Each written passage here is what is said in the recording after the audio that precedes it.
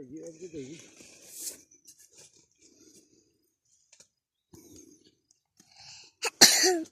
Bu bir kiraz arkadaşlar.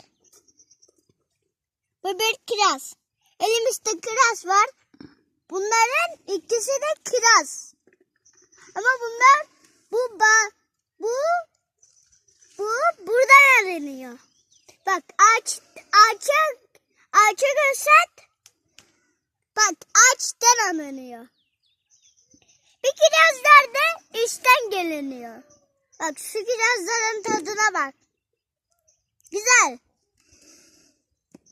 Bak bu kereden toplanıyor. Ama onları da yiyebiliyorsun.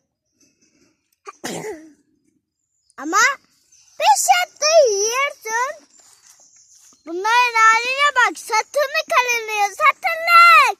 İstanbul'da satırlık.